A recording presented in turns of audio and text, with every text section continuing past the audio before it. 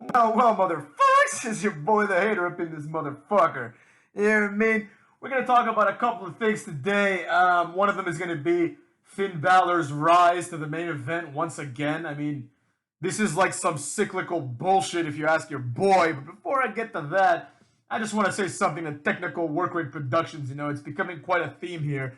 We have to mention these two cocksuckers every video because every video they just keep lying. You know, they're like, first, they're like, we're not going to talk about this guy ever again. And then in their other shittier channel, you know, I mean, if things could get even worse, they put up a video where they make fun of me. They do their shitty imitation. I don't know how anyone can be entertained by this. It's fucking embarrassing, you know? As far as I'm concerned, all these guys are doing is embarrassing themselves. But I'll play along, you know, because that's what I do up in this bitch, you know? So maybe I will release my 25 reasons why Technical Work Rate Production sucks ass. Hint, one of the reasons will probably be Baphomet did it, motherfuckers.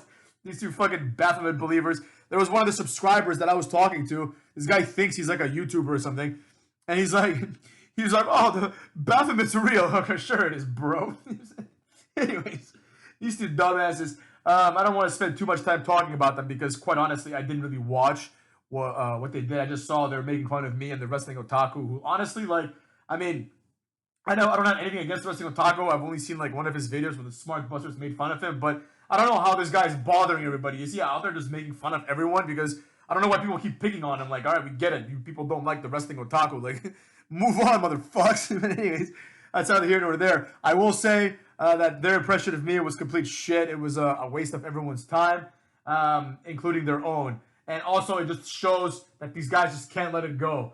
I know that the way that they make fun of me is like doesn't register at all, but the way that I make fun of them, I know it hurts them inside. I know it does. Otherwise, they would stick to their fucking word and they would be like, they're like, we're not gonna mention this guy ever again. And you did, you know what I'm saying? And you will again. And you will until I decide that you won't, motherfuckers, until I stop responding to you. I know how this works.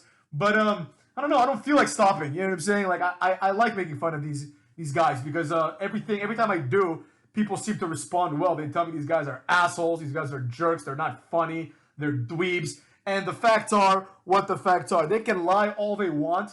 You know what I'm saying? And they can hide from it all they want. The fact is that for 9 years, these guys had like 12 subscribers or whatever the fuck it was. Less than 100, I think. For 12 years or 9 years, whatever it was, they had like, they made absolutely no impact. Then they started having some success. 9 years later, motherfuckers, I'm still on year 2. Am I even on, yeah, I'm on year 2. Almost 2 years. I haven't even done 2 full years. And these guys for 9 years did nothing. Then they started getting some success after 9 years of hard work. And then they decided to conveniently rebrand themselves once things started working out. These guys are pussies in every capacity. They're not genuine. They hide from the truth. That's the worst part. It's like they're willing to delete their own videos. Perhaps Baphomet did it, but they're willing to delete their own videos to give off the impression that they've been doing this for only a few years. It's fucking pathetic. It's the kind of shit that I know that when they go home, and they look at each other in the mirror, right? And they know the truth, and the truth hurts, motherfuckers. The truth hurts because these guys are garbage, you know. Anyways, I'll leave more of the burial for another time. Maybe my 25 reasons, motherfuckers. So let's talk a little bit. Oh, I just want to say one more thing. I saw a guy. He commented. He told me he was like they had like a rant with some new guy named Dan. So now they have another guy trying to help him get views. I don't know anything about Dan. I don't got anything against him. But someone said, hey, check us out. It was really dumb. So I checked out the first 2 minutes. I nearly fell asleep. And then this Dan guy started speaking, and he said CM Punk is the antithesis of everything I hate about wrestling, which obviously is retarded because what he meant to say was CM Punk is something that he hates. But he basically said inadvertently that CM Punk is the opposite of everything he hates. Antithesis means the paramount opposite of something. So if something is the antithesis of something you hate, that means you really like them. You know what I'm saying? And I don't got anything against Dan. For all I know, Dan does like CM Punk. But the fact is that these two guys just went along nodding. They don't understand words like antithesis, yet, you know, they're in the presence of people that use them. I mean, these are the guys that don't know how to pronounce prevalent, and then they talk about other people being dumb. Obviously, the icing on the cake is that they believe that Baphomet controls things behind the stage, and that WWE pricing something at $9.99. Of course, it can't be anything else other than their attempt to introduce Satanism to the mainstream, because $9.99 inverted, for all of you that don't know, is 666. They're even afraid to say that. It's a bunch of weirdos. But anyways, motherfucks, let's talk a little bit about Finn Balor, motherfucks. Finn Balor. So to me, the thing that happened this Friday, like the only thing of relevance that happened, is Finn Balor is firmly now in the main event. I don't know where Brock Lesnar was. You know what I'm saying? I understand Brock Lesnar is Brock Lesnar. He's not gonna like be there every week. He's not that guy, you know. So I didn't really expect him to be there on SmackDown. But Finn Balor, like, I mean, this guy, it's weird because he went to NXT and it was presented as like a step down. They tried to like make it seem like it wasn't, but it was presented as a step down because now this guy's having competitive matches with Johnny Gargano after beating people like Seth Rollins clean. You know what I'm saying? Beating AJ Styles, beating people that are obviously bigger stars than he is.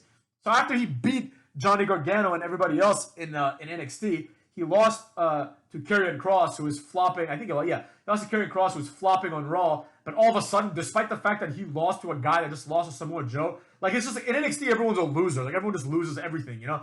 Despite the fact that he came off of NXT a loser, you know, and not just any loser, he came off like a big time loser because he got his ass whooped several times over, you know.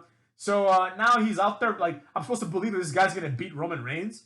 You know what I mean? It's preposterous. It's like the guy that destroyed Finn Balor can barely beat Jeff Hardy. You know, he can trade wins losses with Keith Lee. But the guy that lost to that guy is going to go beat Roman Reigns after Cena couldn't?